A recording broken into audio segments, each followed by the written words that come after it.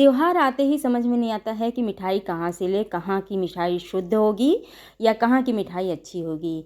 तो अगर ऐसी असमंजस में हैं तो चलिए हम घर पे ही बना लेते हैं मिठाई।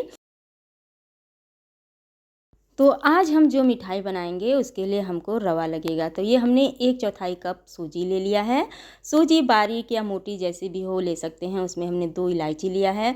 उसके जो छिलके हैं उसको हटा देना है और इसको भी हम ग्राइंड कर लेंगे सूजी के साथ। इससे क्या होगा, इलायची का एक बहुत बढ़िया सा फ्लेवर आ जाएगा। तो इस तरह से जब हम सूजी को ग्राइंड कर लेते हैं तो ये बारीक हो जाता है। तो हमें इस बात की टेंशन नहीं लेनी है कि सूजी मोटी है या पतली। और यहाँ पर हमने कढ़ाई रख दिया है गर्म होने के लिए, और कढ़ाई में हमने 4-5 बड़े चम्मच घी डाल दिया है। ये शुद्ध घी है, क्योंकि अगर हम शुद्ध घी में मिठाई बनाते हैं तो उसका स्वाद ही अलग होता है। लेकिन अगर आपको घी नहीं पसंद है तो रिफाइंड ऑयल यूज़ कर सकते हैं, उसमें भी इसका स्वाद अच्छा ही आएगा।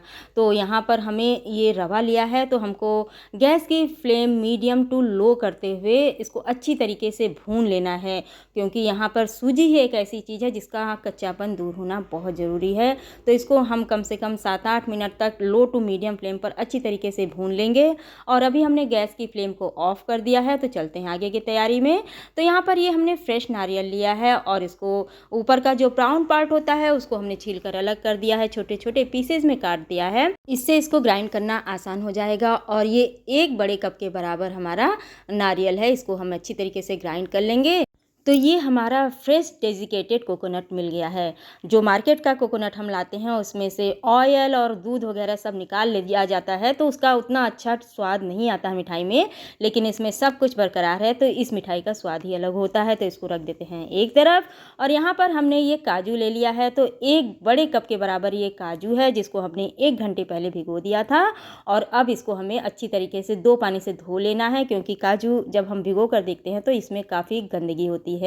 और अब इस काजू का हमें पेस्ट बनाना है। ये थोड़ा सा ट्रिकी होता है, थोड़ा सा टाइम लेता है, और इसको कई बैच में हमें करना होता है। तो यहाँ पर हमने ये जो है काजू अच्छी तरीके से हमारा ग्राइंड हो जाए, इसका अच्छा सा पेस्ट बन जाए, इसके लिए इसमें हम शक्कर मिला सकते हैं। तो यहाँ मैंने चीनी का बूरा लिया है और इसको 2 बैच में डालकर इसको पीसेंगे। इसको कई बार हमें चलाना होता है और इस तरह से पेस्ट बनकर तैयार हो जाएगा। हालांकि हमारा काजू का बढ़िया पेस्ट बन गया है और चीनी की हेल्प से बहुत अच्छी तरीके से बन जाता है, क्योंकि जैसे ही चीनी मेल्ट होता है इसका पेस्ट बहुत इजीली बनने लगता है। लेकिन थोड़ा सा दूध डाल दिया है हमने, इससे बहुत अच्छा सा, ये देखिए बिल्कुल मिल्क मेड का टेक्सचर आ गया है, बहुत अच्छा सा पेस्ट बनकर तैयार हो गया है।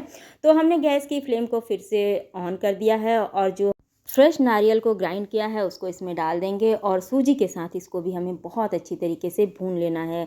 इसको भी कम से कम 4-5 मिनट तक हमें लो टू मीडियम हीट पर अच्छी तरीके से भून लेना है। इससे क्या होगा, ये जो हमने नारियल डाला है वो भी अच्छी तरीके से रोस्ट हो जाएगा, तो इससे जो मिठाई बनेगी उसका टेस्ट बहुत अच्छा होगा। और यहीं पर जब हमारा नारियल और सूजी अच्छे से रोस्ट हो गया है तो हमने जो काजू का पेस्ट बनाकर तैयार किया है उसको भी डाल देंगे। तो यहाँ पर शक्कर की कोई मैंने मेजरमेंट इसलिए नहीं बताया क्योंकि मीठा सबका अलग अलग टेस्ट होता है, तो जितना मीठा खाते हैं उसके अकॉर्डिंग आप कम ज़्यादा कर सकते हैं। वैसे मैंने 1 कटोरी के बराबर इसमें बूरा डाला है।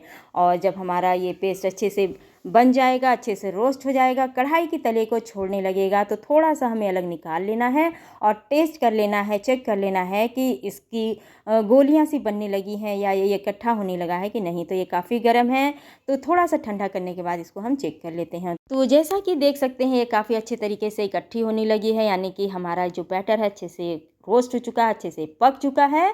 तो कढ़ाई को उतार लेते हैं गैस से नीचे और गरम गरम कढ़ाई में ही स्पैचुला की हेल्प से हमें इसको अच्छी तरीके से मसलना है, अच्छी तरीके से चला लेना है। इससे क्या होगा, इसका जो डो बनेगा वो बहुत ही सॉफ्ट और बहुत ही मुलायम बनकर तैयार होगा। अभी इसमें हाथ हम नहीं लगा सकते हैं, तो स्पैचुला की हेल्प से ही हम इसको अच्छी तरीके से इस तरह से नीट करेंगे। और जब हम ये थोड़ा सा ठंडा हो जाएगा, यानी कि इसको इजीली हैंडल कर सके, इस प्रोसेस पे पहुंच जाएगा, इस पोजीशन में पहुंच जाएगा, तो इसको हमने एक साफ पॉलीथीन ली है, उसके ऊपर इसको ट्रांसफ़र कर लेंगे। और अभी भी ये हल्का गर्म है, तो इसको पॉलीथीन की हेल्प से ही हमें इससे को अच्छी तरीके से नीट कर लेना है। इस तरह से जब हम इसको अच्छे से नीट करके बनाते हैं तो इससे जो हम अभी मिठाई बनाएंगे वो बहुत ही अच्छा बनकर तैयार होगा। तो इसको डो के फॉर्म में लाना है और इसको हमें बेलन की हेल्प लेते हुए, बहुत ज़्यादा नहीं दबाते हुए, हल्के हाथों से इसको बेल करके इस तरह से एक स्क्वायर हमें शेप तैयार कर लेना है। इस तरह से चारों तरफ घुमाते हुए इसको अच्छी तरीके से हम बेल लेंगे, जिससे कि चारों तरफ इसकी मोटाई बराबर रहे। तो इस तरह से हमने इसको बेल लिया है। और अब चाहे तो इसके ऊपर ड्राई फ्रूट की कतरन डाल दें, या फिर अगर आपके पास चांदी का वर्क है तो वो भी डाल सकते हैं। इससे बहुत ही सुंदर और टेम्पटिंग दिखेगी ये मिठाई। तो इसको हम चांदी का वर्क लगा देते हैं। और ये काम मैं रात को कर रही हूँ, तो अभी इसको हम नहीं काटेंगे। इसको हमने ओवरनाइट के लिए फ्रीज में रख दिया था, जिससे कि ये अच्छे से जम जाए और इसको काटें तो एक बढ़िया सा शेप निकल कर आए। तो अब इस तरह से हम इसको पॉलीथीन शीट के ऊपर से हटा लेते हैं। और अब इसको हमें मनचाहे शेप में काट लेना है, जैसे भी शेप को पसंद करते हैं, स्क्वायर शेप या रेक्टेंगल शेप या जो भी शेप आप पसंद करते हैं उस शेप में इसको काट लें। तो मैं इसको बिल्कुल जैसे कतली का शेप होता है उसी शेप में मैं इसको डायमंड शेप में काट रही हूँ। और इसको काटने के लिए जो स्केल होती है बड़ी, उसको साफ़ करके उसके हेल्प से हमें एक प्रॉपर इसका शेप मिल जाएगा। तो इस तरह से हम कट करके इस कतली को तैयार करेंगे। और जैसा कि आपने देखा, मैंने कोई बहुत ज़्यादा इंग्रेडिएंट का इस्तेमाल नहीं किया है, कोई बहुत ज़्यादा महंगे सामान का इस्तेमाल नहीं किया, थोड़े से काजू का इस्तेमाल किया है।